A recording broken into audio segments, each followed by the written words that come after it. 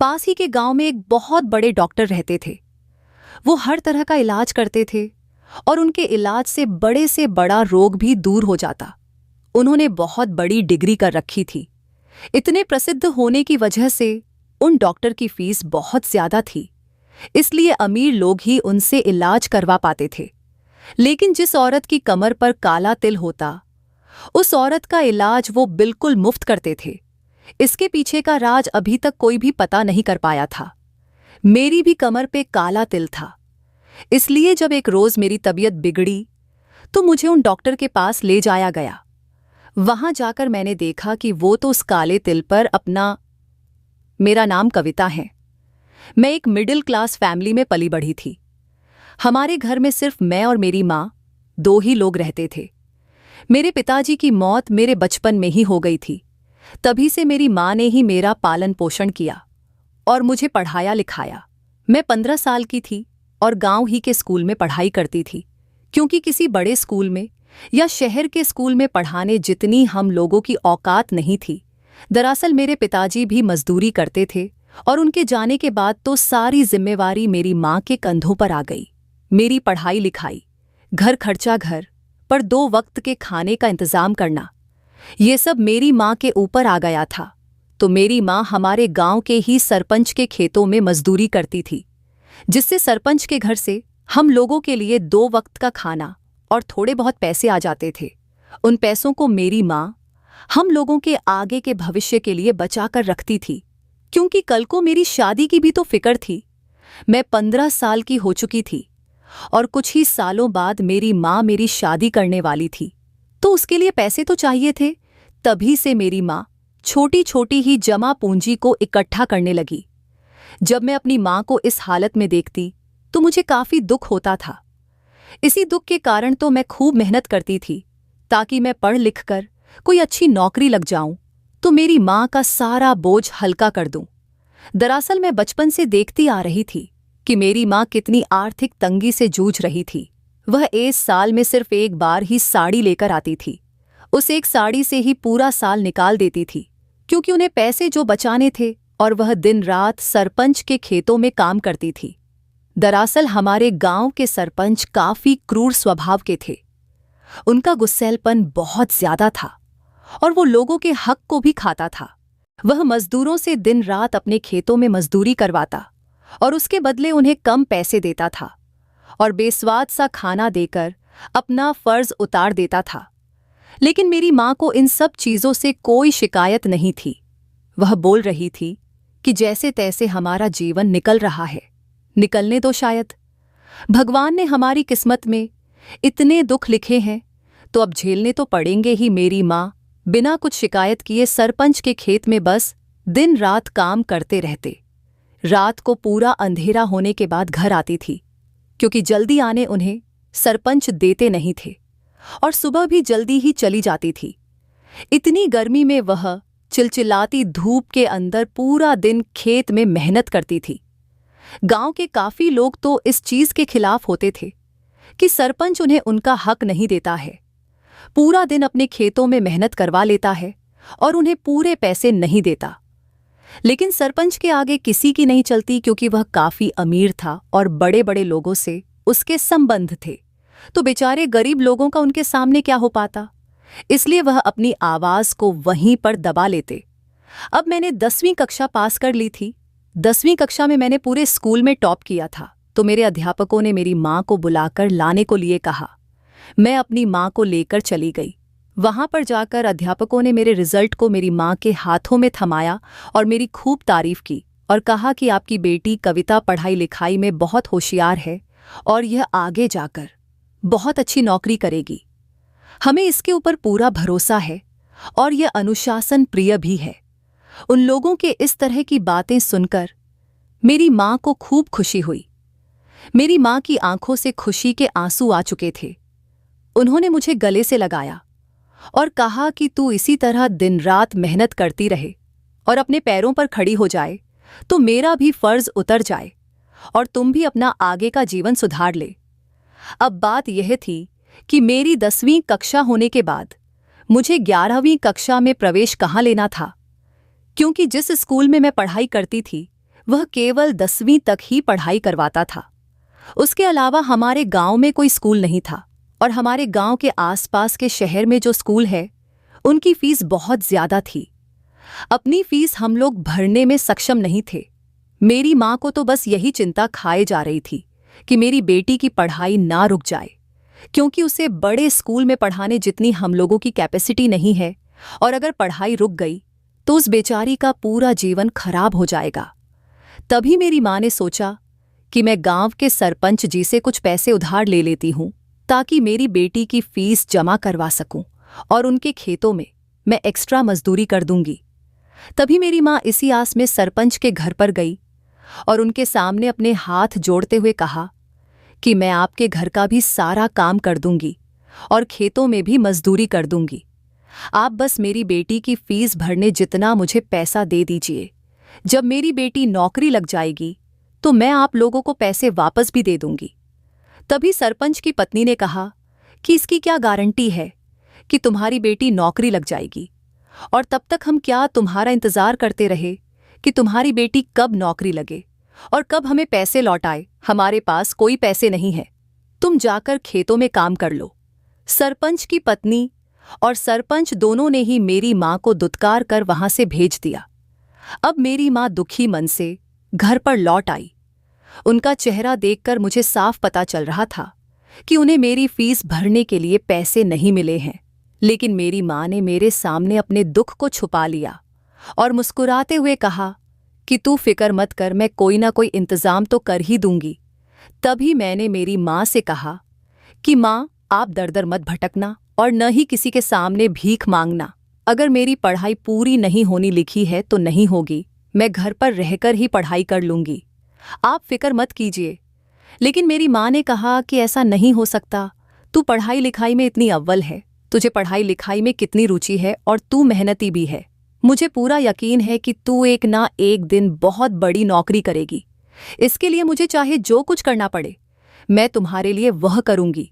तभी मेरी माँ ने कहा कि मैं तुम्हारी स्कूल के अध्यापकों से बात करके देखती हूँ, शायद उन लोगों से कोई मदद मिल जाए। हम लोग इसी तरह की बातें कर ही रहे थे कि हमारे स्कूल के प्रिंसिपल हमारे घर पर आ गए। उनको अचानक यहाँ देखकर हम लोग चौंक गए।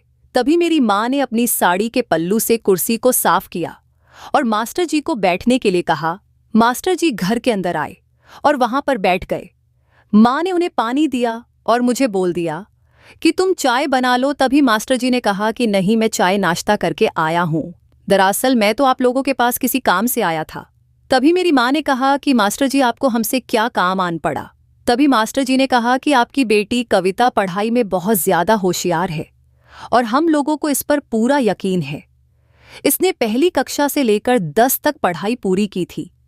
तब तक ये हमेशा ही स्कूल में टॉप आती रही है और इसने अपने अच्छे अनुशासन प्रिय होने का भी सबक दिया है। पूरे स्कूल के बच्चों में से सबसे अच्छा व्यवहार इसका है। अब मुझे पता है कि आप लोगों की इतनी कैपेसिटी नहीं है कि आप इसे शहर के स्कूल में पढ़ा सको, इसलिए मैं इसकी पढ़ाई लिखाई का खर्चा उठाना चाहता हूँ, क्योंकि इतने होशियार और अक्लमंद बच्चों के लिए अगर मुझे कुछ करने का मौका मिलता है तो मैं कोई कसर नहीं छोड़ता। इसलिए आपको अगर कोई ऐतराज ना हो तो कविता का हमारे पास के ही शहर में दाखिला करवा देते हैं और वहीं से इसके पढ़ाई शुरू करवा देते हैं। बाकी आप खर्चे की फिक्र मत करना, मैं सब कुछ देख लूंगा।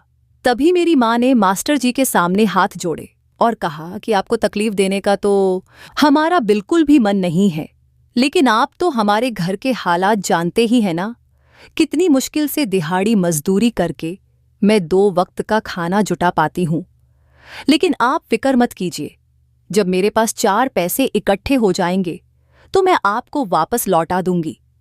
तभी मास्टर जी ने कहा कि इसकी तो मुझे जरूरत ही नहीं पड़ेगी। मुझे पूरा यकीन है कि कविता एक बड़ी नौकरी हासिल कर लेगी और जिस दिन ये कामयाब हो जाएगी मुझे मेरा पैसा वापस मिल ही जाएगा। खैर, इतना कहते ही उन्होंने कहा कि कल मैं फिर से आऊंगा और शहर तुम्हारा एडमिशन करवाने के लिए चलेंगे। अब मेरा और मेरी माँ की खुशी का ठिकाना नहीं रहा, क्योंकि मास्टर जी हमारे घर पर देवता का रूप बनकर आए थे। मेरी माँ को यह चिंता खाए जा रही थी कि मेरी फीस कैसे जमा होगी। अब उनकी यह चिंता दूर हो गई तो उनके चेहरे पर भी है खुशी की लहर दौड़ गई। तभी मेरी माँ ने कहा कि कितना भला आदमी है, हम गरीबों की तरफ जो सोच रहा है। फिर माँ और मैंने खुशी खुशी खाना खाया और सो गई। अब दूसरे दिन में जल्दी जल्दी तैयार होने लगी, क्योंकि मुझे पता था कि मास्टर जी किसी भी वक्त आते होंगे। मेरी माँ भी तैयार हो गई। मास्टर जी के आते ही हम लोग उनके मोटर गाड़ी में बैठकर शहर के लिए निकल गए। मास्टर जी के साथ मुझे और मेरी माँ को जाते देख गांव में काफी तरह की बातें बनने लगी। कुछ लोग तो यह भी कहने लगे कि कविता की माँ का तो मास्टर के साथ चक्कर चल रहा है। मास्टर अमीर है, इसलिए उसकी माँ ने उसे अपने चंगुल में फंसा लिया और उसे पैसे ऐंठ रही है और उसके साथ गाड़ियों में घूम रही है। हमारी मजबूरी को कोई भी नहीं समझ रहा था, लेकिन मेरी माँ ने कहा कि इन सब चीज़ों से मुझे कोई फर्क नहीं पड़ता। समय सब कुछ बदल देता है और इन लोगों को मुंह को भी बंद कर देगा। मेरी माँ मास्टर जी के साथ शहर के स्कूल में पहुंच गई। वहां पर जाकर मास्टर जी ने मेरी एडवांस फीस दी और मुझे किताबें वगैरह दिलवा दी और मेरा एडमिशन करवा दिया। अब कहा कि कल से तुम्हारे लिए यहाँ पर बाकी बच्चों को लेने के लिए जो जीप आएगी, उसी में बैठकर तुम स्कूल जाया करना और खूब मेहनत करना।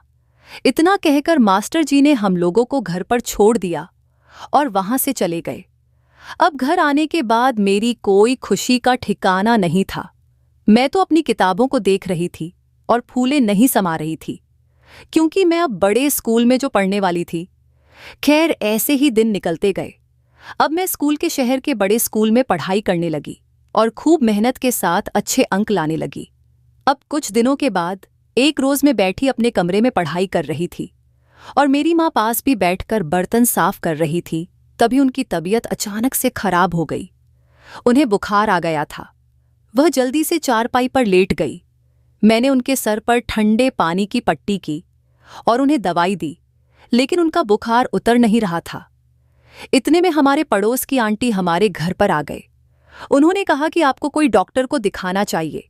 तभी मैंने माँ से कहा कि हाँ माँ, चलो हम लोग शहर किसी सरकारी हॉस्पिटल में चलते हैं, जहाँ से आपका इलाज करवा लेंगे, क्योंकि किसी बड़े डॉक्टर के पास जाने जितने तो हमारे पास पैसे नहीं थे। तभी उन्होंने कहा कि हमारे पास ही के शहर में एक बहुत अच्छा डॉक्टर आया हुआ है। उसका तबादला कुछ दिन पहले ही यहाँ पर हुआ है। दरअसल वह डॉक्टर हर बीमारी का इलाज बहुत अच्छे से कर देता है। उसके पास बड़ी बड़ी डिग्रियां हैं और काफ़ी बड़े ज्ञानी डॉक्टर है। हर बीमारी का इलाज उनके पास रहता है और उस बीमारी का इलाज कर भी देते हैं। तभी मैंने उनसे कहा कि हम लोग उन्हीं डॉक्टर के पास दिखाएंगे। तभी उन्होंने कहा कि उनकी फीस बहुत ज़्यादा है, क्योंकि वह काफ़ी बड़े और ज्ञानी डॉक्टर है और बड़े बड़े लोग उनके पास जाते हैं, तो उनकी फीस बहुत ज़्यादा है, जिसको भरने के लिए शायद तुम्हारे पास पैसे नहीं होंगे। इसलिए आप लोग तो कोई सरकारी हॉस्पिटल में ही चले जाओ। तभी माँ ने कहा कि बेटा, इतने बड़े डॉक्टर के पास हम लोग नहीं जा सकते। भले ही उनके पास हर बीमारी का इलाज हो, लेकिन उनकी फीस भी तो कितनी ज़्यादा है और हम जैसे गरीबों को तो वह अपने क्लिनिक में भी नहीं घुसने देते होंगे। खैर, यही सोचकर मैं अपनी माँ को सरकारी हॉस्पिटल में चेकअप के लिए ले गई। वहाँ पर डॉक्टरों ने उनका चेकअप किया और कुछ दवाइयाँ दे दी। उन दवाइयों से मेरी माँ को काफ़ी फर्क महसूस हुआ और वो बिल्कुल स्वस्थ भी हो गई। एक रोज़ मैं अपने स्कूल जा रही थी तो मेरी सहेली बता रही थी कि हमारे पास ही के शहर में बहुत अच्छे डॉक्टर आए हैं। उनकी फीस तो ज़्यादा है, लेकिन वह इलाज बहुत अच्छा करते हैं। कल ही मेरे दादाजी की तबीयत खराब हुई थी। सभी डॉक्टरों ने अपने हाथ खड़े कर दिए थे, लेकिन हम लोग उन्हें उसके पास लेकर गए तो उसके इलाज से मेरे दादाजी 2 दिन में ही ठीक हो गए। मैंने अपनी सहेली से कहा कि हाँ, सुना तो मैंने ही है उन डॉक्टर के बारे में, लेकिन उनकी फीस बहुत ज़्यादा है, इसलिए हम लोग कभी उनके यहाँ गए नहीं। तभी मेरी सहेली ने मुझे एक ऐसी बात बताई जिसे सुनकर मुझे काफ़ी अजीब लगा। मेरी सहेली ने कहा कि उनकी फीस तो ज़्यादा है और उनके यहाँ अमीर लोग ही जाते हैं, लेकिन एक औरत के लिए उनके पास बिल्कुल फ्री इलाज होता है। तभी मैंने अपनी सहेली से कहा कि कौन सा इलाज। तभी उसने कहा कि उस डॉक्टर के क्लिनिक के बाहर साफ साफ बड़े बड़े शब्दों में भी लिखा हुआ है और उस डॉक्टर ने ऐलान भी कर दिया है कि जिस औरत के कमर के ऊपर काले रंग का तिल होगा, उस औरत का हम लोग फ्री में इलाज करेंगे। चाहे कितनी भी बड़ी बीमारी क्यों ना हो, चाहे कितना भी ज्यादा खर्चा क्यों ना आए, लेकिन उस औरत या महिला या फिर कोई भी लड़की की अगर कमर पर काले रंग का तिल होगा तो उसका इलाज बिल्कुल मुफ्त किया जाएगा। इसलिए हमारे गांव या आसपास के गांव शहर में किसी भी औरत के कमर पर काले रंग का तिल होता है और उसकी तबीयत खराब होती है तो वह सीधे डॉक्टर के पास चली जाती है और अपना इलाज करवा लेती है। यह सुनकर मुझे बड़ा ही अजीब लगा कि ये डॉक्टर जिस औरत के कमर पर काले रंग का तिल होता है उसी का फ्री में इलाज क्यों करता है। भला इसके पीछे क्या राज हो सकता है। उसे तो गरीब लोगों की मदद करनी चाहिए, लेकिन वह तो गरीब अमीर सबसे इतनी बड़ी फीस चार्ज करता है और जिस औरत की कमर पर काले रंग का तिल होता है उसे बिल्कुल फ्री में इलाज करके देता है। आखिर यह सब है क्या। लेकिन खैर, मुझे क्या, मैं और मेरी माँ तो बिल्कुल स्वस्थ है, इसीलिए मैंने इस बात को इग्नोर कर दिया। स्कूल में जाने के बाद फिर से मेरे दिमाग में फिर से ये बात दौड़ने लगी, क्योंकि हर एक के मुंह पर उस डॉक्टर का चर्चा था। सब लोग बस यही बातें कर रहे थे कि इतनी महंगी फीस वाला डॉक्टर उस औरत का फ्री में इलाज करता है जिस औरत की कमर पर काले रंग का तिल होता है। अब सब लोग इसी बारे में चर्चा कर रहे थे और हर एक इंसान के बीच में यह चर्चा का विषय बन चुका था। मुझे तो बड़ा ही अजीब लग रहा था। अब ऐसे ही दिन निकलते गए। कुछ दिनों बाद मेरी अचानक से तबीयत खराब हो गई। मुझे उल्टियां होने लगी थीं और चक्कर भी आने लगे थे। मैंने घर में रखी दवाइयां भी ले लीं, लेकिन कोई फायदा नहीं हुआ। मेरी माँ मुझे सरकारी हॉस्पिटल में लेकर गई, लेकिन वहां से भी कोई फायदा ना हुआ। डॉक्टर मुझे बदल बदल कर दवाइयां देते रहे, लेकिन मेरी तबीयत में कोई भी सुधार नहीं आ रहा था। अब तो मेरी पढ़ाई भी काफी डिस्टर्ब हो रही थी और मैं बिस्तर से उठ भी नहीं पा रही थी। दिन बन बी दिन मेरी हालत खराब होती जा रही थी। तभी एक रोज जब मैं अपने बिस्तर पर सो रही थी तो मेरी माँ की नज़र मेरी कमर के ऊपर गई। मेरी माँ ने कहा कि बेटा, तुम्हारी कमर के ऊपर कितना बड़ा काले रंग का तिल है। मैंने तो कभी गौर ही नहीं किया, और वह डॉक्टर वाली बात भी तूने सुनी ही होगी। क्यों ना हम उस डॉक्टर से तुम्हारा इलाज करवा ले, साथ में तो हमारे पैसे नहीं लगेंगे, बिल्कुल फ्री में इलाज हो जाएगा और साथ में तुम्हारी तबीयत में भी सुधार आ जाएगा। मैंने अपनी माँ की बात मान ली और हम लोग उस डॉक्टर के पास चले गए। वहां पर जाकर उस डॉक्टर ने कहा, आइए। तभी मेरी माँ ने कहा कि हम लोगों के पास देने के लिए पैसे नहीं हैं, लेकिन मेरी बेटी की इतने दिनों से बहुत ज्यादा तबीयत खराब है, कोई भी दवाई असर नहीं कर रही है। जब हम लोगों ने आपका यह चर्चा सुना तो हमें पता चला कि आप जिस औरत के कमर पर काले रंग का तिल होता है उसका फ्री में इलाज करते हो, तो मैं अपनी बेटी को आपके पास ले आई, क्योंकि मेरी बेटी के भी कमर पर कितना बड़ा काले रंग का तिल है। डॉक्टर ने वह काले रंग का तेल देखा और कहा कि आंटी, आप बाहर बैठिए, और मुझे वो लेकर क्लिनिक के अंदर चले गए। मुझे काफ़ी घबराहट हो रही थी। मुझे कुछ भी समझ में नहीं आ रहा था कि यह डॉक्टर मेरे साथ क्या करेगा, और अगर इलाज करना था तो मेरी माँ के सामने भी कर सकता था। मुझे तो कुछ दाल में काला लग रहा था, लेकिन खैर मैं उस डॉक्टर के पीछे पीछे क्लिनिक में चली गई। वहां जाकर उस डॉक्टर ने मेरा कुर्ता उठाया और उस तिल के आजू बाजू में नजरें गड़ाकर देखने लगा। मैंने झट से उससे अपना कुर्ता छुड़वाया और दूर खड़ी हो गई और उसे कहा कि डॉक्टर साहब, यह सब क्या है? आप मेरे शरीर पर इस तरह जांच क्यों कर रहे हैं? तभी उस डॉक्टर ने कहा कि नहीं, कुछ नहीं है, बताओ तुम्हें क्या बीमारी है। लेकिन मैंने उस डॉक्टर से कहा कि मुझे सच सच बताओ, इसके पीछे क्या राज है। तभी उस डॉक्टर ने कहा कि ठीक है, अगर तुम इतना जिद कर रही हो तो तुम्हें बता ही देता हूं, और वैसे भी तुम मुझे काफ़ी होशियार लड़की लग रही हो, तुम्हारे साथ बात शेयर करने में मुझे कोई भी दिक्कत नहीं होगी। उस डॉक्टर ने कहा कि यहाँ पर बैठो। मैं वहाँ पर बैठ गई तो डॉक्टर ने अपनी आपबीती बताई। डॉक्टर ने कहा कि दरअसल मेरी शादी 15 साल पहले हुई थी, मेरे कोई भी संतान नहीं हो रही थी, लेकिन उसके बाद मेरे एक बेटी हुई, उसकी कमर के ऊपर काले रंग का तिल था। उस तिल के आसपास मैंने अपना और अपनी पत्नी के नाम का टैटू बनवा दिया निशानी के तौर पर। लेकिन एक रोज जब मेरी बेटी स्कूल गई हुई थी तो वह गायब हो गई, उसका अभी तक कोई पता नहीं चला। तभी से मैंने ये स्कीम खोल रखी है, और जब से मेरा इस शहर में तबादला हुआ है तो यहाँ भी मैंने ये बात फैला दी कि जिस लड़की या औरत के कमर पर काले रंग का तिल होगा उसका मैं फ्री इलाज करूंगा, ताकि जो भी काले रंग के तिल वाली लड़की मेरे क्लिनिक में आए तो मैं उसके तिल के आसपास देख लूं कि कहीं वो टैटू तो नहीं, ताकि मेरी बेटी की पहचान हो जाए। मुझे तो यही लगता रहता है कि मेरी बेटी को किसी ने किडनैप कर लिया और कोई उसे रख रहा है। अब इतने दिनों से तलाश कर रहे हैं, लेकिन आज तक सफल नहीं हुए। तभी ये तरीका मैंने अपनाया है, ताकि कभी ना कभी मेरी बेटी मुझे मिल जाए, क्योंकि फ्री में इलाज किसे नहीं चाहिए और बीमार भी इंसान होता रहता है। इसलिए मैं जहां भी जाता हूं तो ये तरीका अपना लेता हूं, ताकि अगर मेरी बेटी आसपास होगी तो कभी ना कभी इलाज के लिए पहुंच जाएगी और मैं अपनी बेटी को पालूंगा। इसी फिराक में मैं यह सब करता रहा था। उस डॉक्टर की बातें सुनकर मुझे बहुत बुरा लगा कि उस बेचारे के साथ यह सब हुआ। मैं तो कुछ गलत ही समझ रही थी।